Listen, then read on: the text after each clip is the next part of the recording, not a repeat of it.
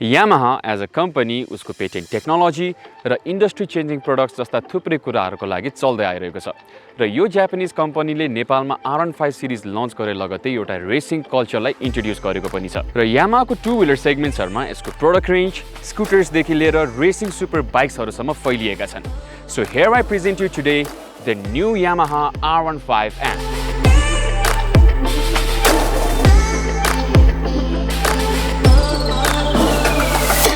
Hello, hi and namaste and welcome back to our channel Nepali Wheels. And we are back again with yet another amazing review episode with me, Kiros Tape. And today we're gonna look at the new Yamaha R15M. So your R15 series ko 4th generation of motorcycles ho, which is very advancedly equipped. The Yamaha ko R series DNA bhayeko motorcycle has a lot to offer for its admirers. So let's look what this bike is all about. The first glance ma हेर्नु पर्दा हामीले यसको aggressive riding positions, massive body र height मा place गरेको pillion सिट्सहरु हेर्न सक्छौं. बाइकको फ्रन्टल सेक्सनमा मेजर चेन्ज चाहिँ यसमा भएको नयाँ class T single bifunctional LED unit हो जुनले दुवै लो एन्ड हाई बीम लाइटमा इमिट गर्दछ. यो बाइकलाई कम्प्याक्ट साइजिङ भए तापनि एउटा स्ट्रङ भिजुअल इम्प्याक्ट दिनको लागि फेयरिङ्सको आउटर एक्सट्रिममा प्लेस गरिएको छ so that the frontal projected area is kept small and also यो फिचरले एउटा commanding appearance of a bike portray गर्दछ. र यो युनिट लाइट वेट र कम्प्याक्ट भएर this bike has been given new highly advanced aerodynamic scowling designs. And this brings us to the next improvement, that is the aerodynamics body design. Racing bike definitely high speed line focus गरेको हुन्छ. So fact लाई complement गर्दै better airflow management गर्ने यो aerodynamics design ले bike लाई better speed र stability दिने गर्दछ. र handlebars को कुरा गर्नु पर्दाखेरि चाहिँ it looks improved than the V3 version of the R15 series किनभने riders हरूलाई एकदमै easy र also it supports sporty riding positions as well.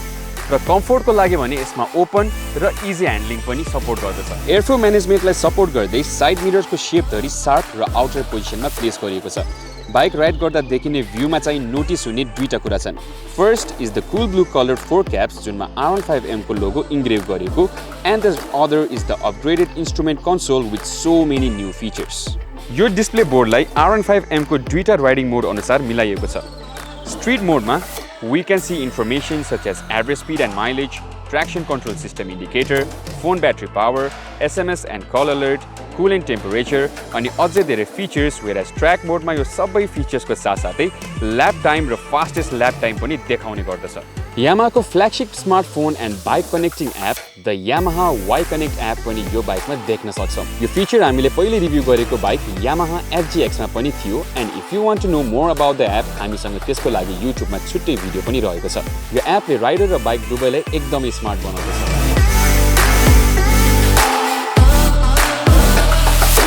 र R15 को रेयर सेक्सनमा चेन्जेस भने हामीले धेरै त देख्न सक्दैनौं तर भएको चेन्जेसहरुमा हल्का इम्प्रुभमेन्ट भने डेफिनेटली गरेको छ. र comparing it to the V3 version of the R15 अहिलेको यो V4 सिरिज भने it's much more comfortable to ride. Rider सीटको handle bar ratio is placed much more comfortable वेमा जसको कारणले स्पोर्टी फिलको साथसाथै अलिकति लङ राइडलाई बेटर हुन्छ. पिलियन सीट भने चाहिँ स्टिल एट अ हाइट जुन रेगुलर युजलाई कम्फर्टेबल हुन गाह्रै छ. फेरि एरोडायनामिक्सलाई सेन्टरमा राख्दै बाइकको एन्चलाई शार्प गरिएको छ र एलईडी टेल ल्याम्प्स पनि त्यही पोजिसनमा प्लेस गरिएको छ. Side stand engine cut off पनि Yamahaको एउटा इम्पोर्टेन्ट फिचर्स नै हो र यो बाइकमा पनि राखिएको छ. Wide grab handles, exhaust muffler guard, engine covers are painted in a coordinated colour. Bike अगाडिबाट अलि बल्की देखे पनि पछाडिबाट एकदमै एजी र शार्प देखिन्छ.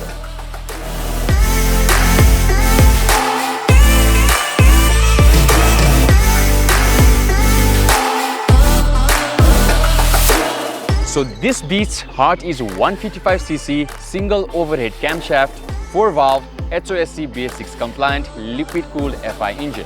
BS compliant FI engine that generates a maximum horsepower of 13.5 kilowatts, that is 18.4 PS at 10,000 RPM and maximum torque of 14.2 Nm, that is 1.4 kgf.m at the rate 7500 RPM. R15 को engine थुप्रै नयाँ कुराले mould गरिएको छ. यस बाइकमा रहेको one of a kind high performance VVA variable valve actuation systemले low RPM मा पनि torque for ease of use provide गर्दछ. 7400 RPM मार्कमा low to mid range RPM and high RPM मा एकअर्कासँग स्विच गर्छ to ensure good power and torque is present throughout the entire rev range. यसको अर्को features भने यसमा रहेको छ ट्र्याक्सन कन्ट्रोल सिस्टम जुन चाहिँ R15M मा एउटा डेडिकेटेड इलेक्ट्रोनिक सिस्टम हो जुनले slippage due to loss of ट्र्याक्सनलाई रिड्युस गर्न रिमार्केबल एबिलिटी छ. And finally, क्विक शिफ्टर अथवा अफ शिफ्टले चाहिँ क्लचलेस शिफ्टिङ अफ गियर्सलाई सपोर्ट गर्छ। गियर शिफ्टको बेलामा क्लच और थ्रोटल युज नगर्न परेकोमा यो फिचर्सले राइडिङ कम्फर्ट इन्क्रिज गरेको हेर्न सक्छौं।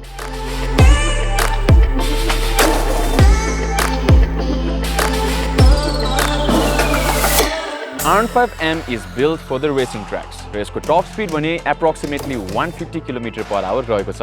र यो स्पिडलाई म्यानेज गर्न यो बाइकको ट्रान्समिसन भने 6 स्पिड गियर बक्सले इक्विप गरिएको छ।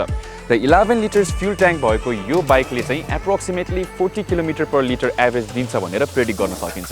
And this bike can go from 0 to 100 km/h in just 10.1 seconds, जुन चाहिँ पहिलाको V3 भन्दा एकदम नै बेटर देख्न सकिन्छ। सो यो बाइकमा रहेको 17 इन्चको tubeless tyres are a compliment to this bike. फ्रन्टमा 100/80 to 17 MC 52P टायर्स छ भने रेयर सेक्सनमा सुपर वाइड 140 mm को रेडियल टायर देख्न सकिन्छ। यो 140/17 R17 MC 66H radial tyre चाहिँ फ्लेक्सिबल साइड वाल्स र बेटर ग्रिपले इक्विप गरिएको छ। यसले गर्दा राइडरलाई कर्नरिङ गर्दा एकदमै सपोर्ट दिनुको साथसाथै सुपेरियर सक एब्जर्बिङ क्यापेसिटीले गरेर राइडर कम्फर्ट झनै बढी इन्स्योर गरेको छ। V3 को कम्पेरिजनमा बाइक डाइमेन्सन्समा भने एक्चुअली केही चेन्जेस आएको छैन। Ground clearance is still 170 mm and wheelbase is 1325 mm, which is actually good for racing tracks as well as for the streets of the valleys. बाइकको suspension system is a new upgrade in this V4 variant. Sporty ह्यान्डलिङ्सलाई next level लिएर जान R15M मा we can see upside down suspension forks with 37 mm of inner tubes. यो suspension टाइपले बाइकको रिजिडिटीलाई improve गर्नुको साथसाथै हाई स्पिड टर्न्स र हाई ब्रेकिङ इनपुट बेला एकदम स्टेबिलिटी इन्स्योर गर्छ र राइडरलाई सेफ पनि राख्छ। रेयर सस्पेन्सनमा चाहिँ हामीले लिङ्क टाइप मोनोक्रॉस सस्पेन्सन हेर्न सक्छौं। एल्युमिनियम स्विङ आर्म भएको कारण अपस्प्रङ वेटमा सिग्निफिकेन्ट रिडक्सन देखिन्छ र कन्सिक्वेन्टली बाइकको ह्यान्डलिङ बेटर हुन्छ। So R15M has an assist and sleeper clutch system जुनले क्लच पुलको वेट रिड्युस गर्नको साथसाथै डिसेलरेसन बेलामा लो स्ट्रेस शिफ्टिङ प्रोभाइड गर्दछ। यो क्लच सिस्टमले एक्सेसिभ इन्जिन ब्रेकिङ प्रिभेन्ट गरेर च्यासिस बिहेभियरमा इफेक्टलाई अलि कम गर्छ र स्लो एन्ड इन्जोयबल डाउनशिफ्ट गर्छ। R15 comes with 282 mm front and 220 mm rear disc brakes जुन चाहिँ dual channel anti-lock breaking system अथवा ABS ले इक्विप गरिएको छ। हाई स्पिड बेलामा ABS ले प्रिसाइज ब्रेकिङ सँगै व्हील लक सप्लाई रेस्ट्रिक्ट गर्छ जुनले राइडरलाई फर्दर राइडिङ कन्फिडेन्स दिने गर्छ।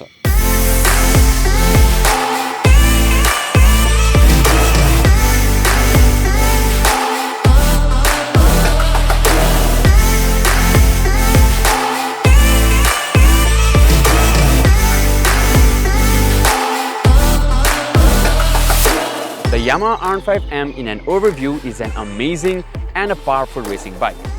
R15 series को V3 version ले धेरै राइडर्सहरूलाई डिसअपोइन्ट गरेर होला the new R15M the 4th generation racing giant लाई well equipped र टेक्नोलोजिकली फरवर्ड बनाएको छ।